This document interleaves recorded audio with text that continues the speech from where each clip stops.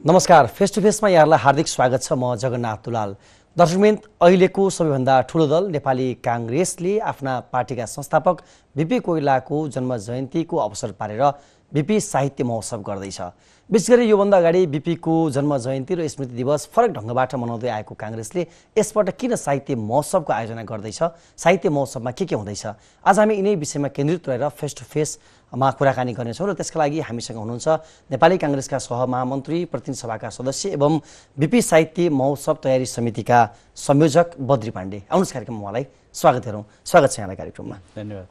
मैले सुरुवातमा पनि भने नेपाली काङ्ग्रेसले योभन्दा अगाडि बीपी कोइरालालाई फरक ढङ्गले स्मरण गर्थ्यो, यसपटक साहित्य सम्मेलन गर्दैछ, किन? अब हामीले हरेक वर्ष बीपी स्मृति दिवस र बीपी जन्म जयन्तीमा उहाँलाई सम्झिने गरेकै थियौँ र विभिन्न प्रकारका कार्यक्रमहरू हुन्थे। विशेष गरी बीपीलाई बहुआयामिक व्यक्तित्वको रूपमा हामी चित्रित गर्ने गर्थ्यौँ। यो बहुआयामिक व्यक्तित्वको रूपमा चित्रित गर्दै गर्दा बहुआयामिक प्रकृतिको महोत्सव नै किन नगर्ने, उहाँलाई एकै थलोमा, एउटै परिसरमा, एउटै महोत्सवमा विभिन्न कोणबाट किन नहेर्ने भनेर साहित्यका जति पनि आयामहरू छन् र उहाँको जीवनसँग जोडिएका जति पनि आयाम छन् ती सबैलाई एकै थलोमा प्रतिबिम्बित गरौँ, एकै थलोमा चाहिँ प्रस्तुत गरौँ भन्ने मुख्य उद्देश्य चाहिँ त्यही नै हो। यो महोत्सवमा विशेष गरी अब 3 दिन, भोलिबाट सुरु हुने महोत्सव 3 दिनसम्म चल्छ र कार्यक्रमको भेन्यू केन्द्रीय कार्यालय सानेपामै हुँदैछ। हजुर। र यो विभिन्न सेसनहरू पनि तयार भएका छन्, के हुन्छ खास मूलभूत रूपमा चाहिँ? म संक्षिप्त रूपमा यहाँलाई बताउँछु। हाम्रो नेपाल लोकतान्त्रिक खेलकुद सङ्घ छ, उसले टेबल टेनिस र ब्याडमिन्टनको मैत्रीपूर्ण प्रतियोगिता गर्छ बीपी स्मृति भवनको नजिकै जोडिएको बीपी स्मृति पार्कमा। र हामी यसै सङ्घबाट ब्लड डोनेसन पनि गर्छौँ। मानवीय दृष्टिकोणले एकदमै जरुरी पर्ने बीपीको 110औं जन्म जयन्ती भएको हुनाले 110 भन्दा बढी पिन्ट ब्लड डोनेसन गर्ने गरी त्यो संस्थाले कार्यक्रमको आयोजना गरेको छ, जुन 25 गते बिहान 8 बजे ब्लड डोनेसन हुन्छ, 26 गते बिहान 6 बजे खेलकुदको मैत्रीपूर्ण प्रतियोगिता हुन्छ। त्यसपछि हामी 3 दिन प्रारम्भमा 3टा डकुमेन्ट्री र चलचित्र देखाउँछौँ। हाइज्याक फर डेमोक्रेसी भनेर हामी एउटा वृत्तचित्र देखाउँछौँ र वीर गणेशमान चलचित्र देखाउँछौँ र बीपी कोइराला आफैले लेख्नुभएको 3 घुम्ती भन्ने चलचित्र देखाउँछौँ। 3 दिन 3 दिन किनोट स्पिचहरू छन्, जसमा पहिलो दिन अभि सुवेदीले बीपीको साहित्य सिर्जना र जीवन दर्शनमा आफ्नो सम्भाषण दिनुहुन्छ। भोलिपल्ट भारतीय प्राध्यापक पनि आउनुभएको छ, आनन्द कुमार। उहाँले Marx, Gandhi and BP quest for socialism for democratic socialism today भनेर उहाँले यो विषयमा सम्भाषण गर्नुहुन्छ। तेस्रो दिनको किनोट स्पिच बीपीको समाजवादी परिकल्पनामा शिक्षा भनेर केदार भक्तमाथे उहाँले सम्भाषण दिनुहुन्छ।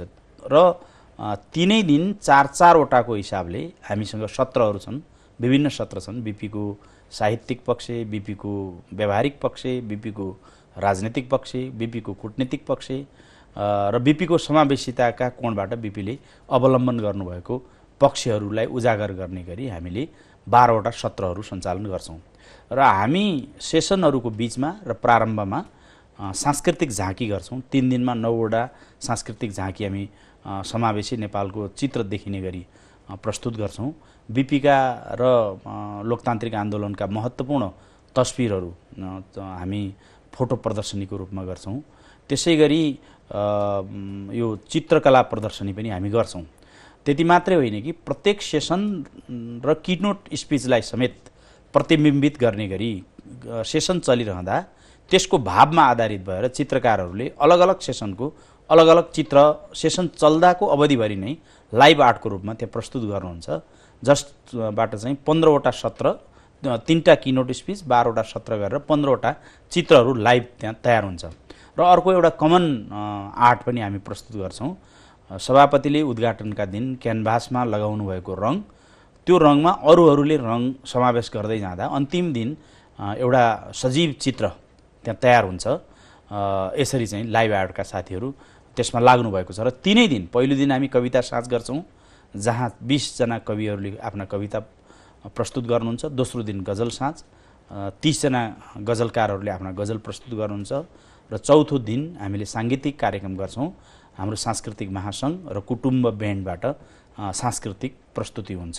हामी यसरी यो कार्यक्रम सम्पन्न गर्छौँ 3 दिनमा। विशेष गरी अब विभिन्न सेसनहरू छन् र बिपीको बहुआयामिक व्यक्तित्वका बारेमा चर्चा हुँदैछ। बिपीको राजनीतिक करियरको विषय, बिपीको साहित्य र बिपीको अरू व्यवहारिक पाटोहरूबारे पनि सेसनहरू राखिएका छन्। शिक्षकहरू मैले हेर्दाखेरि त्यो देखिराखेको छु र वक्ताहरू चाहिँ कसरी छान्नु भएको छ तपाईँहरूले? अब यसमा चाहिँ नेपाली कङ्ग्रेस निकटहरू मात्रै हुनुहुन्छ कि अरू पार्टीबाट पनि कोही निम्त्याइदिनु भएको छ र श्रोताहरू को हुन्छन् यसमा?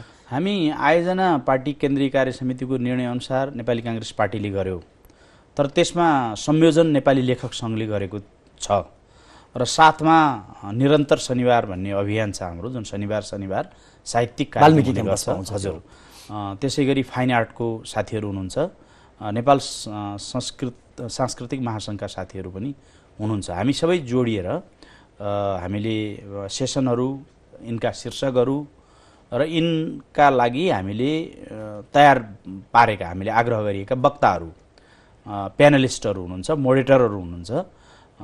त्यसो गर्दाखेरि हामीले केवल काङ्ग्रेस होइन कि सबै पक्षलाई हामीले यसको वर्गीकरण गर्दा नै एउटा सजिलोका लागि एउटा सूत्र नै बनाएका थियौँ, ABCD भनेर। ए भनेको अन्य, जो नेपालको सन्दर्भमा काङ्ग्रेस पक्षधर पनि होइन, कम्युनिस्ट पक्षधर पनि होइन, अन्यको रूपमा चिनिनुभएकाहरू।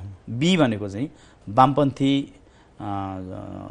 वामपन्थपट्टि झुकाव राख्ने साहित्यकार, लेखकहरू।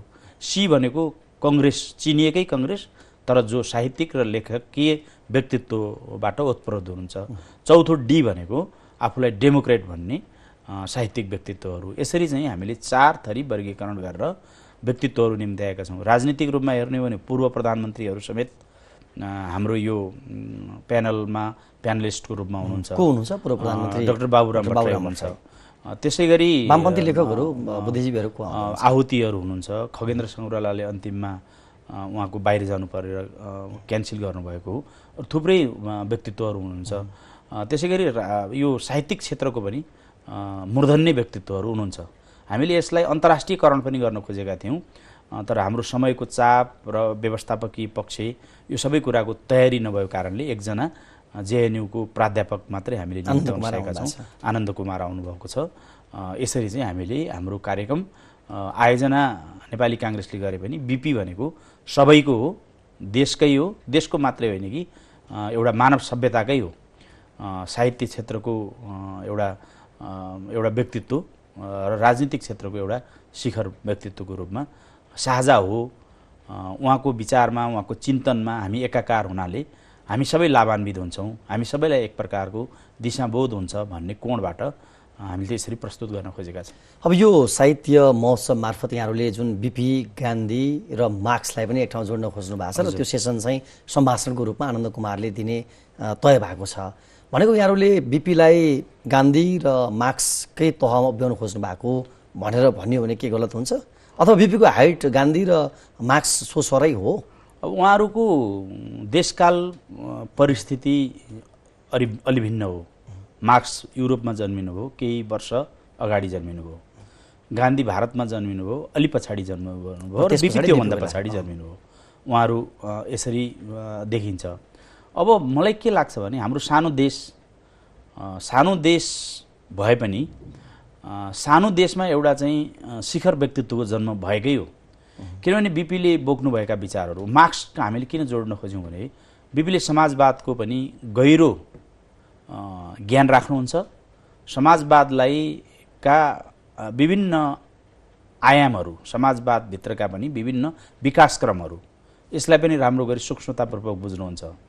गान्धीका सन्दर्भमा पनि उहाँको के हो भने उहाँ सुरुमा अहिंसावादी आन्दोलनबाटै गाइडेड, निर्देशित हो।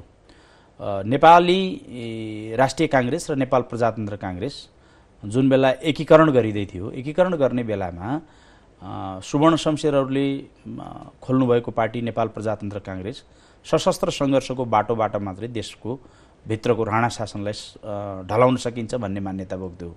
बिपी कोइराला अहिंसाकै माध्यमबाट ढलाउन सकिन्छ भन्ने मान्यता बोक्नुहुन्थ्यो। पछि प्रजातन्त्र ल्याउने क्रममा चाहिँ जुनसुकै माध्यम भए पनि प्रजातन्त्र हाम्रो मुख्य उद्देश्य हो भनेर त्यो पार्टी एकीकरण भएको थियो।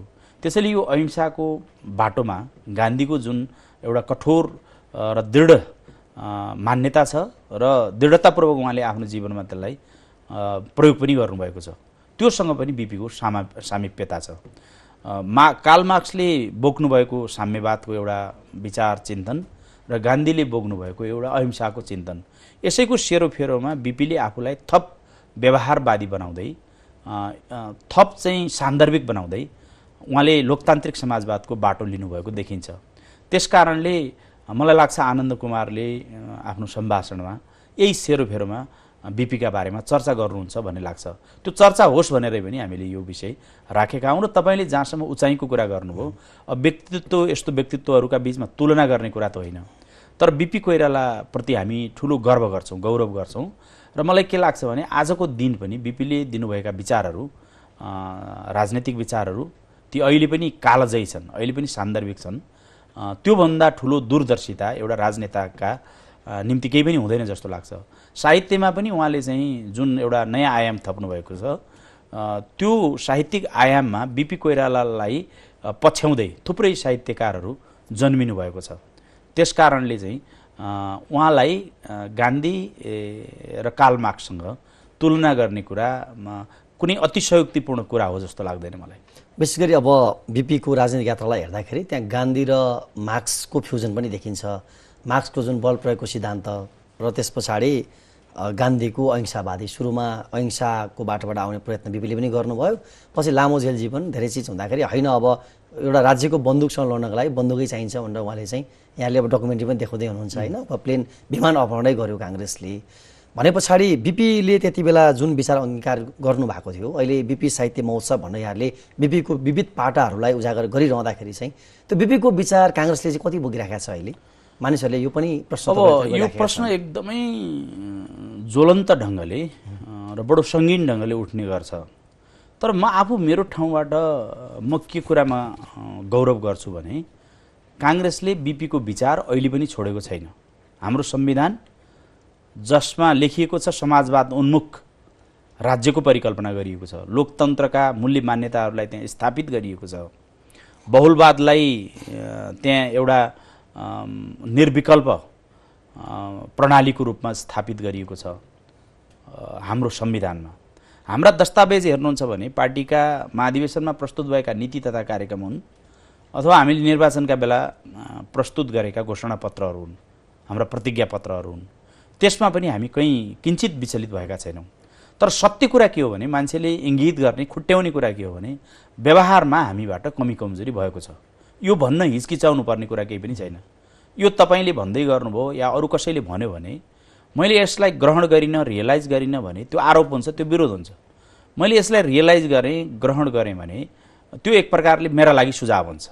हाम्रो पार्टीले अब पक्रिनुपर्ने र अगाडि बढ्नुपर्ने ठाउँ कहाँ हो भने यी सुझावहरूलाई, यी हाम्रा प्रतिका मानिसहरूका प्रश्नहरूलाई हामीले हल गर्न सक्नुपर्छ, हाम्रा व्यवहारमा सुधार ल्याउन सक्नुपर्छ। हामी सैद्धान्तिक वैचारिक नीतिगत रूपमा कहीँ चुकेका छैनौँ, व्यवहारमा कमी कमजोरीहरू देखिएका छन्। ती कमी कमजोरीलाई करेक्सन गरेनौँ भने ती सिद्धान्तहरू पनि खेर जान्छन्, ती नीतिहरू पनि खेर जान्छन्, ती पनि निरर्थक हुन्छन्, औचित्यहीन हुन्छन् भनेरै वास्तवमा यो महोत्सवको उद्देश्य पनि त्यही हो। हामीले आफूले आफूलाई बिउजाउने, कङ्ग्रेसले कङ्ग्रेसलाई बिउजाउने, काङ्ग्रेसले बिपीलाई फेरि चाहिँ रिभिजिट गर्ने र अरूलाई पनि बिपीलाई रिभिजिट गरिदिनका लागि आग्रह गर्ने र विशेष गरी नयाँ पुस्तालाई बिपीको विषय जसलाई हामीले समय क्रमसँगै फेरि नवीकरण गर्नुपर्ने पनि छ, बिपी भनेर सम्झाउनु पर्ने पनि छ र बिपीलाई सम्झाउँदै गर्दा त्यसलाई चाहिँ नयाँ पुस्तामा हस्तान्तरण गर्नुपर्ने पनि छ। त्यो हिसाबले पनि यो महोत्सवको आयोजना भएको हो मलाई यस्तो लाग्छ। भनेपछि तपाईँले अब बिपीले भनेको प्रजातान्त्रिक समाजवादको बाटो काङ्ग्रेसको दस्तावेजमा छ, काङ्ग्रेसले कै नेतृत्वमा जारी भएको संविधानमा त्यो चाहिँ सुरक्षित भएको छ। तर हामीले जे समाजवाद अन्तर्गत प्राप्त गर्नुपर्ने चिजहरू आज पनि नागरिकले उपचार नपाएर मर्नु परेको छ। आज पनि आर्थिक अभावमा मान्छेले शिक्षाको ज्योतिबाट बाहिर हुनु परेको छ। आज पनि दूरदराजका नागरिकहरू यहाँ नागरिकका बिचमा पनि ठुलो एउटा खाडल विभेद छ। तर यो चिज चाहिँ अन्त्य नहुने, संविधानमा समाजवाद लेखिरहने, काङ्ग्रेसले पनि समाजवाद भनिरहने कुराले त फेरि बिपीको समाजवादले सार्थकता पाउँदैन। हाम्रा लागि ठुलो चुनौती र हाम्रा काँधमा भएको ठुलो अभिभावक त्यही नै हो भन्ने लाग्छ मलाई। हामीले जसरी बिपी कोइरालाले भन्नुभएको लोकतान्त्रिक समाजवादलाई जसरी बोकेका छौँ सिद्धान्ततः, त्यसलाई हामीले आफ्नो जीवन पद्धतिमा उतार्नुपर्छ। होइन भने यसको कुनै पनि अर्थ छैन। यो जीवन पद्धतिमा उतार्नका लागि झकझक्याउने पनि महोत्सव हो। यो झकझक्याउनका लागि पनि भएको महोत्सव हो। म त्यति मात्रै भन्दिनँ, बिपीको विचार जुन डेमोक्रेटिक सोसलिजम थियो त्यसलाई अलिकति सूक्ष्मतापूर्वक गहिरिएर व्याख्या गर्ने हो भने प्रजातान्त्रिक समाजवाद या लोकतान्त्रिक समाजवाद या डेमोक्रेटिक सोसलिजम जे भन्नुहोस्, डेमोक्रेसी भनेको स्वतन्त्रता हो, समाजवाद भनेको चाहिँ समानता हो। स्वतन्त्रता र समानतालाई सँगसँगै लिएर हिँड्ने खुबी बिपी कोइराला र बिपी कोइराला जस्तै डेमोक्रेटिक सोसलिस्टहरूले मात्रै गरे। होइन भने कसैले के भने स्वतन्त्रताको मात्रै कुरा गरे। उनीहरू समानतातिर उनीहरू बेखबर भए, सामाजिक न्यायतिर बेखबर भए। अनि उनीहरू के भए भन्दा पुँजीवादी भए। उनीहरू पुँजीवादमा विश्वास गर्ने पुँजीवादीहरू भए। र अर्को थरी समानताको मात्रै कुरा गर्ने, समानताको कुरा मात्रै गर्ने तर स्वतन्त्रतालाई चाहिँ बन्देज गर्ने। त्यस्तो उनीहरू कहाँ पुगे भन्दा त्यो समानता खोज्दै साम्यवादतिर पुगे अथवा कम्युनिस्ट भए। डेमोक्रेटिक सोसलिस्टहरू अथवा बिपी कोइराला लगायतको चिन्तन बोक्नेहरू समानता र स्वतन्त्रता दुईटै उत्तिकै अपरिहार्य तत्त्व हो, तर यिनीहरूको सन्तुलित प्रयोग र सन्तुलित उपस्थिति एउटा सभ्य र सुखी समाजका लागि जरुरी हो भन्ने निष्कर्षमा उहाँहरू पुग्नुभयो। आज तपाईँले हेर्नुभयो भने संसारभरिका देशहरूलाई जो मानव विकास सूचकाङ्कमा माथि छन्, जहाँ ह्याप्पिनेस बढी छ, ती देशहरूमा यही व्यवस्था छ। त्यहाँ स्वतन्त्रता र समानताको सन्तुलित प्रयोग भएको छ। नर्वे भन्नुहोस्, फिनल्यान्ड भन्नुहोस्, स्विडेन भन्नुहोस्, अस्ट्रेलिया, न्युजिल्यान्ड यस्ता देशहरूमा त्यसको प्रयोग भएको देखिन्छ। त्यसैले आज पनि हाम्रो देशका सन्दर्भमा हाम्रो संविधानमा उल्लेख गरिएका विषय होस् अथवा सफल देशहरूको प्रयोगको सन्दर्भ अथवा आफूलाई पुँजीवादी भन्ने देशहरू अहिले लोक कल्याणकारी राज्यको परिकल्पना गर्दै पछाडि परेको वर्गलाई बिमा कार्यक्रम लगायत अनेक कार्यक्रमबाट स्वास्थ्यमा शिक्षामा पछाडि परेको वर्गलाई माथि उठाउन खोज्दैछन्। आफूलाई जुन देशहरूले पुँजीवादी भन्दै थिए भनेको उनीहरू बिस्तारै अब कहाँ आए भनेदेखि स्वतन्त्रता मात्रै होइन कि समानता पनि त्यत्तिकै अपरिहार्यता हो भन्नेमा आए। त्यसैगरी चीन जस्ता कम्युनिस्ट देशहरू त्यहाँ उनीहरूले व्यक्तिगत सम्पत्ति राख्न पाउने अधिकारको चाहिँ प्रत्याभूति गरे। त्यो भनेको के हो भने व्यक्तिगत सम्पत्ति राख्न पाउनु भनेको स्वतन्त्रताका पट्टिको एउटा प्रस्थान बिन्दु। ढिलो चाँडो अब मान्छेले आफ्नो त्यो प्रपर्टीको सुरक्षा खोज्छ। त्यसको सुरक्षा भनेको उसले स्वतन्त्रताको चाहिँ प्रत्याभूति खोज्छ। त्यतापट्टि जाने कुराले पुँजीवादीहरूले पनि समानताको अपरिहार्यताको चाहिँ एउटा आत्मसात गरे, त्यसलाई चाहिँ स्वीकार गरे। साम्यवादीहरूले पनि स्वतन्त्रताको चाहिँ स्वीकार गरे। भनेपछि बिस्तारै लोकतान्त्रिक समाजवादको बाटोमा पुँजीवादीहरू र साम्यवादीहरू आउँदैछन् भन्ने यहाँको तर्क हो। यदि दुनियाँलाई हामीले खुसी राख्ने हो, यदि दुनियाँलाई हामीले ह्याप्पिनेस दिने हो भनेदेखि यो बाटो नै निर्विकल्प निर्विवाद बाटो हो। फेरि पनि म यसमा दोहोऱ्याएर भन्छु, हामीले यदि यसलाई व्यवहारमा उतारेनौँ भने यी कोरा हाम्रा आदर्श मात्रै हुन्छन्। कोरा आदर्शलाई हामीले यदि व्यवहारमा उतार्ने हो, यदि कार्यान्वयन गरेर देखाउने हो भनेदेखि हामीले आफूलाई चेन्ज गर्नु, हामीले आफूलाई चाहिँ सुधार गर्नु, रूपान्तरण गर्नु जरुरी देख्छु मैले। अब यहाँले लोकतान्त्रिक समाजवादको सजिलो व्याख्या गर्नुभयो, जसले चाहिँ समानता र स्वतन्त्रताको सँगसँगै कुरा गर्छ भनिरहँदा नेपाली काङ्ग्रेसमाथि लाग्ने एउटा आरोप छ, यो काङ्ग्रेसले स्वतन्त्रताको चाहिँ कुरा एकदमै गर्छ, समानताको कुरा गर्दैन, त्यसकारण यो चाहिँ पुँजीवादी पार्टी हो, यो लोकतान्त्रिक समाजवादी पार्टी नै होइन भन्ने आरोप छ तपाईँहरूमाथि। वास्तवमा काङ्ग्रेस आज यहाँहरूको व्यवहारका हिसाबले चाहिँ हेर्दाखेरि सिद्धान्त डकुमेन्टमा त्यहाँ लेख्नु भएको छ, लोकतान्त्रिक समाजवादका प्रति यहाँहरूको निरन्तर देखिन्छ, त्यो त्यहाँ क्रमभङ्गता छैन, तर व्यवहारमा चाहिँ काङ्ग्रेस पुँजीवादी पार्टी नै हो भन्ने यसमा आरोपमा दम छैन। केही चाहिँ हामीले व्याख्या गर्न नसके पनि हो, केही ढङ्ग पुर्याउन नसके पनि हो, शासनमा गएका बेलामा केही ढङ्ग पुर्याउन नसके हो, केही व्याख्या गर्न सके पनि हो। हामीलाई सबैभन्दा बढी पुँजीवादी भन्ने आरोप कहिले लाग्छ भने हामीले केही संस्थाहरू निजीकरण गऱ्यौँ 48-49 पछि, त्यो सरकार हुँदाखेरि निजीकरण गऱ्यौँ। तर त्यो संस्थाहरूको त्यो बेलाको यदि अवस्था हेर्ने हो भने ती प्रत्येक संस्थाहरू जो सरकारी जमिनमाथि बसेका थिए, सरकारले खडा गरिदिएका बिल्डिङमा चाहिँ ती उद्योगहरू चल्थे, काम पनि हुन्थ्यो, उत्पादन पनि हुन्थ्यो। तर वर्षेनी सरकारले अन्तिममा त्यहाँका कर्मचारीलाई तलब खाने पैसा नभएपछि दसैँ ताका तलब दिने गरी कर्मचारीको चुक्ता गर्ने गरी राज्यबाट चाहिँ ठुलो रकम, अहिलेको त्यो बेलाको बजेटलाई हेर्ने हो भने ठुलो एउटा रकम, ठुलो आकारको रकम चाहिँ ती संस्थाहरूलाई चाहिँ ल तलब खाऊ भनेर दिनुपर्ने हुन्थ्यो। ती संस्थाहरू, केही संस्थाहरू त्यसरी बेचिएको कुरालाई हामीले आजसम्म जवाब दिन सकेका छैनौँ। यदि हामीले यी बेचिएका भनिएका उद्योगहरूको त्यो बेलाको हिस्ट्री हेरेर यदि श्वेतपत्र जारी गर्ने हो भने त्यसमा काङ्ग्रेसले गल्ती होइन कि काङ्ग्रेसले एउटा निकास दिएको देखिन्छ। अब जस्तो यहाँलाई एउटा लाग्ने आरोप, यहाँले कारखाना बेचेर खायो भन्ने, गोरखाली टायर, जुत्ता, त्यसपछि विभिन्न जे जे थियो सबै काङ्ग्रेसले सरकारी उद्योग चाहिँ बेचेरै खायो, कौडीको भाउमा बेच्यो भन्ने आरोप लाग्छ। अब यहाँले भन्नुभयो त्यो समयभन्दा पछाडि 48 पछि आउँदा नि त काङ्ग्रेसले त धेरै पटक सरकारको नेतृत्व गर्यो, तर काङ्ग्रेसले यो कुरा किन क्लियर गर्न सकेन? त्यो हाम्रो कमजोरी भयो।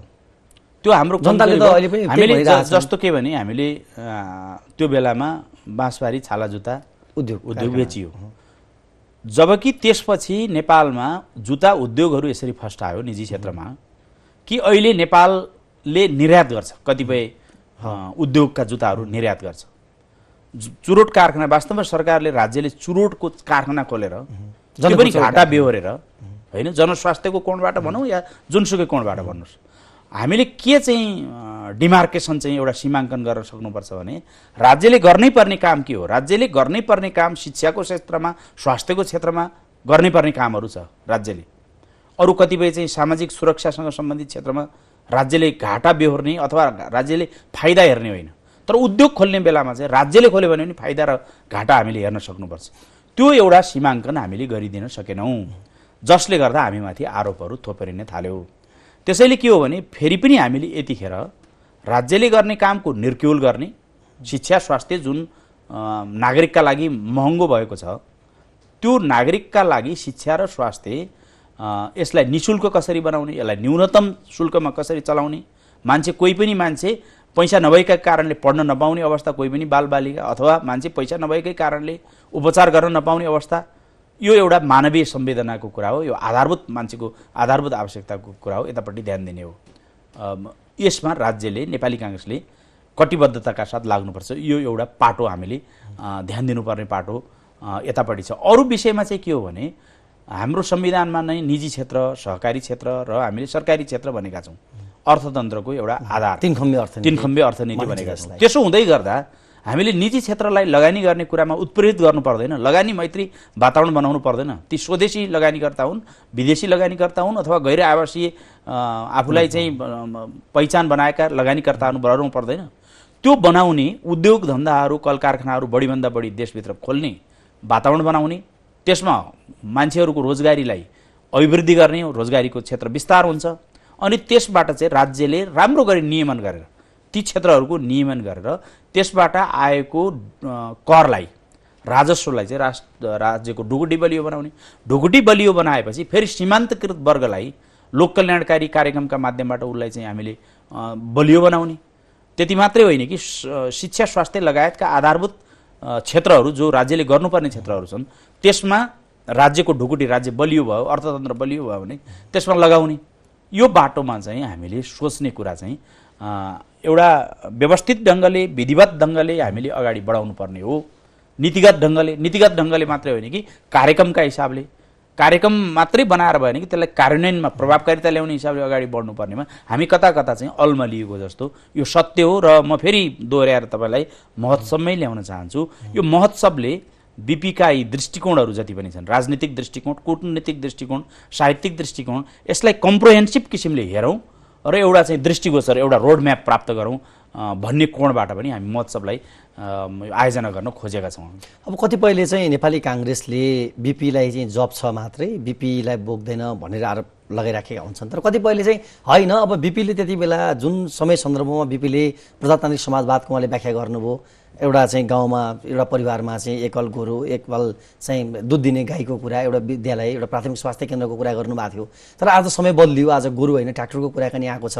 काङ्ग्रेसले बीपीकै विचारलाई पनि रिथिङ गरेर जानुपर्छ भन्ने तब्का पनि छ नि, यहाँलाई त्यो लाग्छ? त्यो चाहिँ त्यो बीपीको सफ्टवेयर पक्ष ठिक छ, त्यही बेलाको लागि हामीले अङ्गीकार गर्नुपर्छ।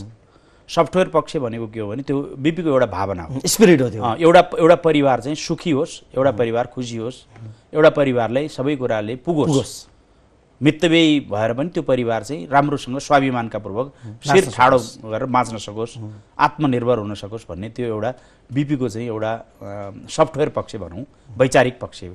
र अब अहिले चाहिँ तपाईँले भने जस्तो गाईको ठाउँमा ट्र्याक्टर भनेको यो हार्डवेयर पक्ष हो। त्यो बेलाको सन्दर्भले गाई खोज्यो, अहिलेको सन्दर्भले अर्को कुनै मेसिन खोज्ला होइन। त्यो हिसाबले चाहिँ भावना त्यही नै हो।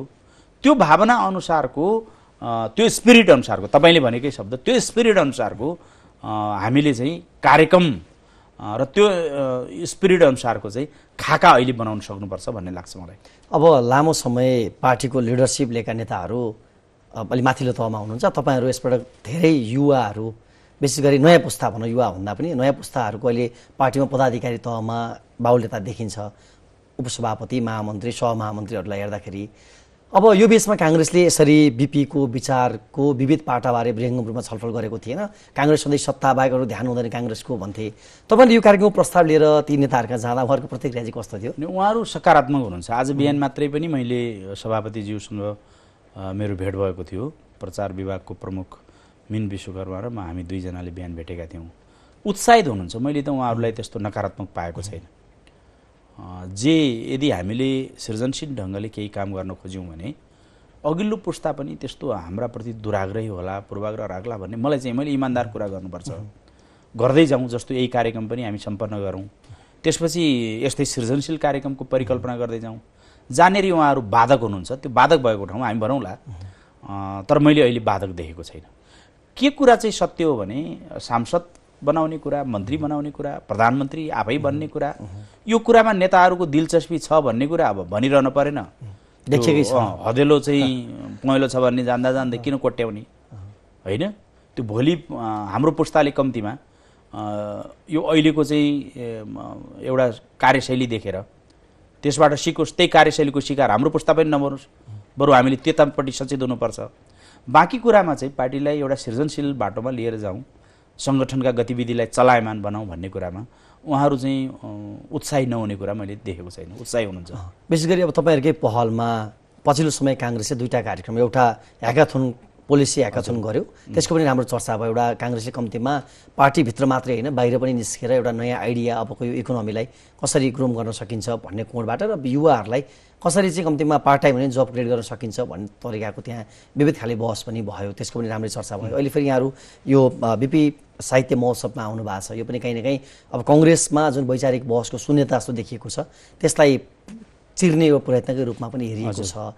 भनेपछि काङ्ग्रेसले के अब महसुस गरेको हो विगतमा जुन परिपाटीबाट पार्टी चल्दै आएको थियो, जस्ता कार्यक्रम लिएर यहाँहरू जनतासँग जोडिनु भएको थियो, अब त्यसरी हुन्न, नयाँ ढङ्गले जानुपर्छ भन्ने काङ्ग्रेसको रियलाइजेसन हो। एकदम हाम्रो रियलाइजेसन हो।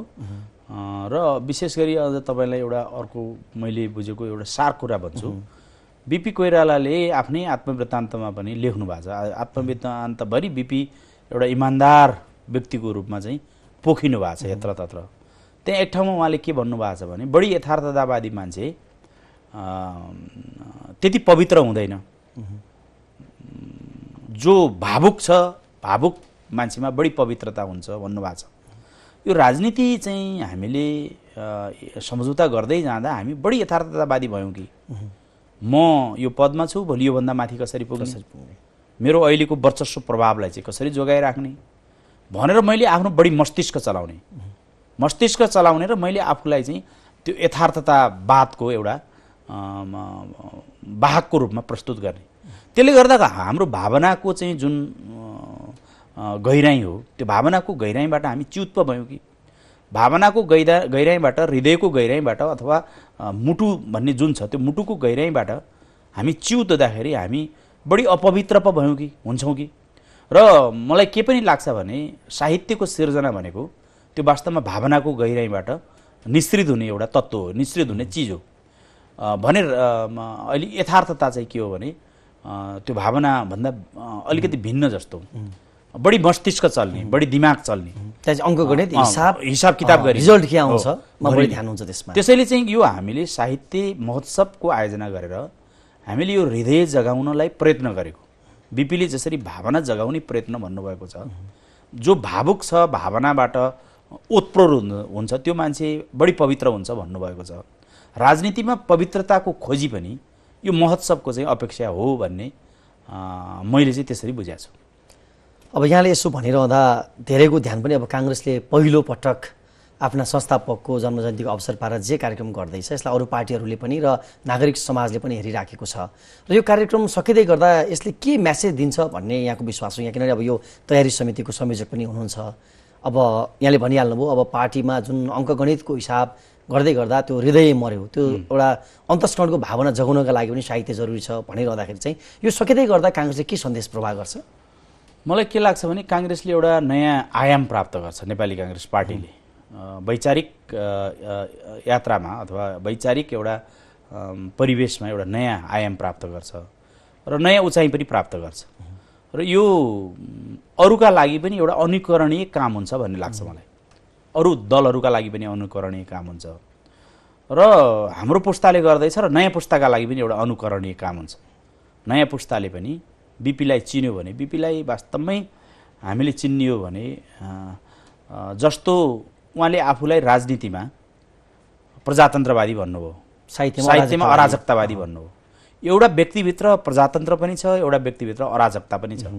प्रजातन्त्र भनेको आत्मअनुशासन पनि हो, एउटा नैतिक पक्ष पनि हो र एउटा मूल्य मान्यताको एउटा सीमाभित्र बस्नुपर्ने एउटा विषय पनि हो प्रजातन्त्र।